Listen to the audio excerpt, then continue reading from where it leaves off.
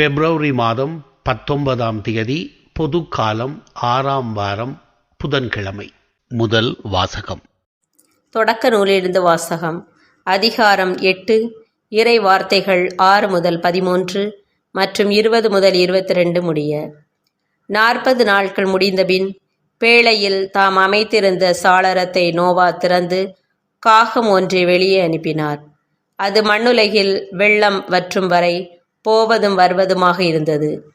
பின்னர் நிலப்பரப்பிலிருந்து வெள்ளம் வடிந்து விட்டதா என்று பார்க்க புறா ஒன்றை தம்மிடமிருந்து வெளியே அனுப்பினார்.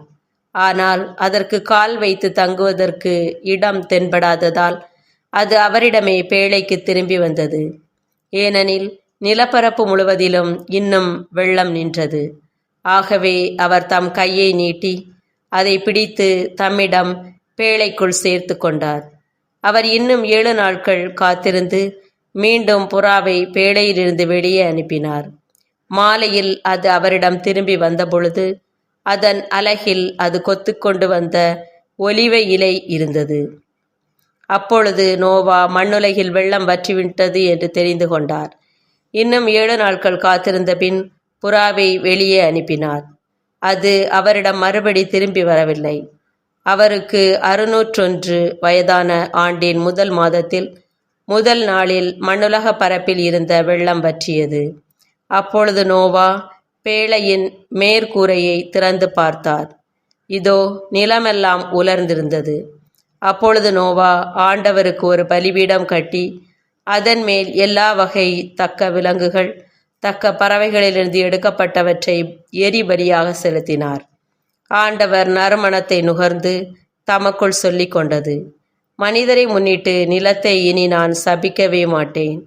ஏனெனில் மனிதரின் இதய சிந்தனை இளமையிலிருந்தே தீமையை உருவாக்குகின்றது. இப்பொழுது நான் செய்தது போல இனி எந்த உயிரையும் அழிக்கவே மாட்டேன்.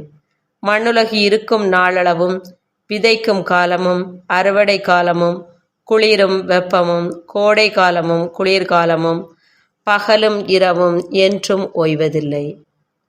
ஆண்டவரின் அருள்வாக்கு. நற்செய்தி வாசகம். பார்வை பெற்றவர் அனைத்தையும் தெளிவாக கண்டார். மார்க்கு எழுதிய தூய நற்செய்தியிலிருந்து வாசகம். அதிகாரம் 8, வசனங்கள் 22 26 வரை. அக்காலத்தில் இயேசுவும் சீடர்களும் பெத்சாயா வந்தடைந்தார்கள். அப்பொழுது சிலர் பார்வையற்ற ஒருவரை இயேசுவிடம் கொண்டு வந்து அவரை தொடும்படி வேண்டினார்கள். அவர் பார்வையற்றவரது கையை பிடித்து ஊருக்கு வெளியே அழைத்துச் சென்றார். அவருடைய விழிகளில் உமிழ்ந்து கைகளை அவர் மேல் வைத்து, ஏதாவது தெரிகிறதா என்று கேட்டார். அவர் நிமிர்ந்து பார்த்து, மனிதரை பார்க்கிறேன், அவர்கள் மரங்களைப் போல தோன்றுகிறார்கள், ஆனால் நடக்கிறார்கள் என்று சொன்னார். இயேசு மீண்டும் தம் கைகளை அவருடைய கண்களின் மீது வைத்தார். அப்போது அவர் நலமடைந்து முழு பார்வை பெற்று அனைத்தையும் தெளிவாக கண்டார். இயேசு அவரிடம் ஊரில் நுழைய வேண்டாம் என்று கூறி அவரை அவருடைய வீட்டிற்கு அனுப்பிவிட்டார். ஆண்டவரின் அருள்வாக்கு. கிறிஸ்துவே உமக்கு புகழ். அன்புக்குரியவர்களே, ஆன்மீகத்தின் அடிப்படை நோக்கங்களில் ஒன்று மனிதர்களுக்கு பார்வை மாற்றத்தை வழங்குவது. இங்கு சுட்டிக்காட்டப்படும் பார்வை உடல் சார்ந்ததல்ல, மாறாக மனம் சார்ந்தது. மனம் சார்ந்த பார்வை மாற்றத்தை மனிதர்களுக்கு தர மண்ணில் தோன்றியவையே மதங்கள். இந்த மனம் சார்ந்த பார்வையானது ஒரு மனிதர் வாழ்வை அணுகுகின்ற விதம், கடவுளை அணுகுகின்ற விதம், துன்பங்களை அணுகுகின்ற விதம் போன்றவற்றை உள்ளடக்கியது. ஒரு மனிதரது இப்படிப்பட்ட பார்வையில் 3 நிலைகள் இருப்பதை இன்றைய நற்செய்தி வாசகத்தினுடைய பின்னணியில் நாம் கொஞ்சம் சிந்திக்கலாம். முதல் நிலை முழுவதும் பார்வையற்றவராக இருக்கும் நிலை. இரண்டாவது நிலை அரைகுறை பார்வையோடு வாழும் நிலை. மூன்றாவது நிலை முழு பார்வை பெறும், முழு பார்வை பெற்ற நிலை. முதலாவதாக முழுவதும் பார்வையற்ற நிலை. இயேசுவும் அவருடைய சீடர்களும் பெத்சாயிதா வந்தபோது பார்வையற்ற ஒருவரை இயேசுவிடம் கொண்டு வருகிறார்கள். ஒரு மனிதர் வாழ்வின் மட்டிலான தன் கண்ணோட்டத்தில் முழுவதும் பார்வையற்றவராக இருக்க முடியும் என்பதை இது சுட்டிக்காட்டுகிறது. வாழ்வை சுமையாக பார்ப்பது, மனித வாழ்வின் அர்த்தம் என்ன என்பது குறித்து எந்த தேடலும் இல்லாமல் இருப்பது, வெந்ததை தின்றுவிட்டு விதி வந்தால் சாவோம் என்கிற மனநிலையோடு வாழ்வது போன்ற காரியங்கள் ஒரு மனிதர் வாழ்வின் மட்டில் முற்றிலும் மூடிய மனம் உள்ளவராக இருக்கிறார் என்பதை வெளிப்படுத்துகின்றன. இரண்டாவதாக, அரைகுறை பார்வை நிலை. பார்வையற்றவரது கையை பிடித்து இயேசு ஊருக்கு வெளியே அழைத்துச் சென்று அவருடைய விழிகளில் உமிழ்நீரை உமிழ்ந்து கைகளை அவர் மேல் வைத்து ஏதாவது தெரிகிறதா என்று கேட்டபோது பார்வையற்றவர், மனிதரை பார்க்கிறேன், அவர்கள் மரங்களைப் போல தோன்றுகிறார்கள், ஆனால் நடக்கிறார்கள் என்று பதில் சொல்கிறார். இது நாம் அரைகுறை கண்ணோட்டத்தோடு வாழ்வை அணுகுவதை சுட்டிக்காட்டுகிறது. மரம் என்பது ஒரு பொருள். மனிதரை ஒரு பொருளாக கண் தெரியாதவர் பார்த்தார். இன்று நாம் கூட வாழும் மனிதர்களை பொருளாக, ஜடமாக அணுகக்கூடும். அடிப்படையில் மனிதர்கள் மட்டிலான நமது அணுகுமுறையும் பொருள்கள் மட்டிலான நமது அணுகுமுறையும் ஒன்று அல்ல. மனிதர்கள் அன்பு செய்யப்பட வேண்டியவர்கள், பொருள் பயன்படுத்தப்பட வேண்டியது. ஆனால் நம்மில் பலர் அன்பு செய்யப்பட வேண்டிய மனிதர்களை பொருள்களைப் போல பயன்படுத்துகிறோம், பயன்படுத்தப்பட வேண்டிய பொருள்களையோ அன்பு செய்கிறோம். நுகர்வு கலாச்சாரமே மனிதர்களை பொருளாகத்தான் பாவிக்கிறது என்பது நாம் புரிந்து கொள்ள வேண்டிய ஒரு கசப்பான உண்மை. இது நம்மிடம் உள்ள பார்வை குறைபாட்டை சுட்டிக்காட்டுகிறது. இப்படிப்பட்ட பார்வை குறைபாடானது ஒரு மனிதர் தன்னை மையப்படுத்தி சிந்திப்பதன் காரணமாக, அதாவது சுயநலத்தோடு வாழ்வதன் காரணமாக வரக்கூடியதாக இருக்கிறது.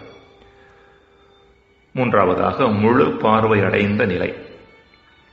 அரைகுறை பார்வை அடைந்த மனிதரின் கண்களில் இயேசு மீண்டும் கைகளை வைக்க அவர் முழு பார்வை பெற்றார் என்றும் பின்பு அவர் அனைத்தையும் தெளிவாக கண்டார் என்றும் மார்க்கு எடுத்துரைக்கின்றார். வாழ்வின் மட்டில் தெளிவான பார்வை அல்லது கண்ணோட்டம் கொண்ட மனிதர்களாக நாம் மாறுவதற்கான அழைப்பு இங்கு மறைந்திருக்கிறது. கண் பார்வை இல்லாதவராக இருந்தாலும் வாழ்வின் மட்டில் சரியான பார்வை கொண்டிருந்த ஒரு நபர் ஹெலன் கெல்லர். அவர் இவ்வாறு ஒரு முறை சொன்னார், நன்றாக கண் பார்வை தெரிந்து வாழ்வில் சரியான கண்ணோட்டம் இல்லாத நபராக இருப்பதை விட ஒரு கண் தெரியாத நபராக இருப்பது எவ்வளவோ மேலானது. அன்பிற்குரியவர்களே, தெளிவான முழுமையான பார்வை கொண்ட மனிதர் என்பவர் இந்த பூமியில் தன்னை உயர்த்திக் கொள்வதோடு பிறரையும் உயர்த்துவதற்கு தன்னால் இயன்ற அத்தனை காரியங்களையும் செய்யக்கூடியவராக இருக்கின்றார். இப்படிப்பட்ட முழு பார்வையடைந்த மனிதர் தன் வாழ்வில் நடக்கும் அத்தனை காரியங்களையும் கடவுளையும் பிறரையும் மையமாக வைத்துதான் பார்ப்பாரை ஒழிய தன்னை மையமாக வைத்து அல்ல. ஜெபம்.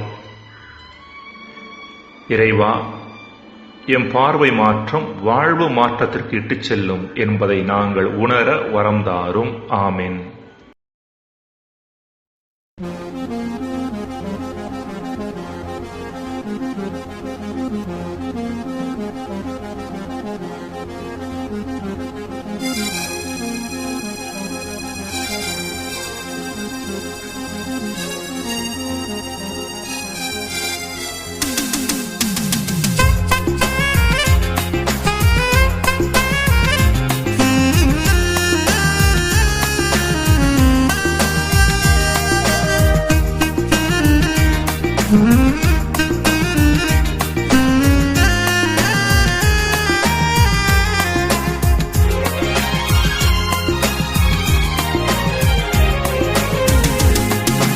இயேசுவே, அதிசயம் அற்புதமும் என்னில் நடக்கணும்.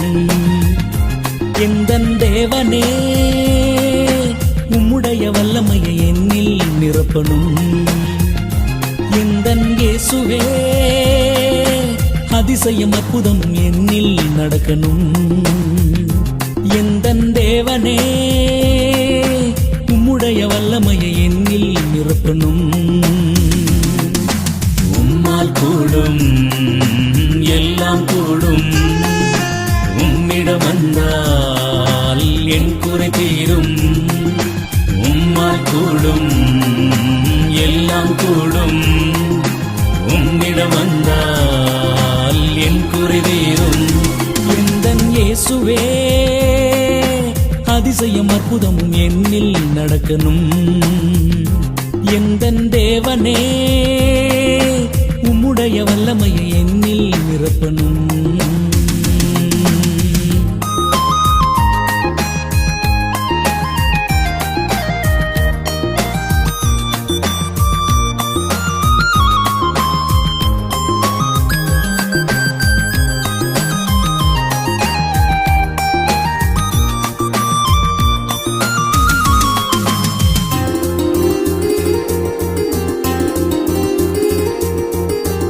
ஆபிரகாமின் சந்ததியை விண்மீனை போல, ஆபிரகாமின் சந்ததியை மணலை போல, ஆபிரகாமின் சந்ததியை விண்மீனை போல, ஆபிரகாமின் சந்ததியை மணலை போல பெருக்கினீர் பெருக்கினீர் பெருக்கினீர் பெருக்கினீர் இயேசுவே.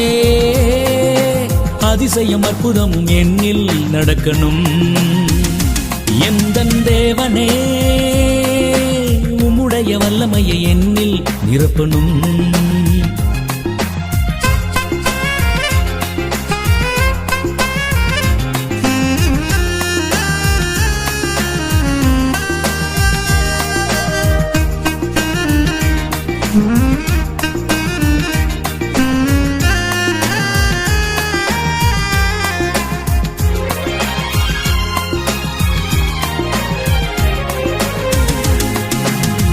நோவாவின் சந்ததியை உம் கரத்தினால் மீட்டீர், நோவாவின் சந்ததியை உம் அன்பினால் மீட்டீர், நோவாவின் சந்ததியை உம் கரத்தினால் மீட்டீர், நோவாவின் சந்ததியை உம் அன்பினால் மீட்டீர். பலன் கொண்டு பலன் கொண்டு பலன் கொண்டு காத்தீர் இயேசுவே. அதிசயம் அற்புதமும் என்னில் நடக்கணும். எந்தன் தேவனே உம்முடைய வல்லமையை என்னில் நிரப்பணும்.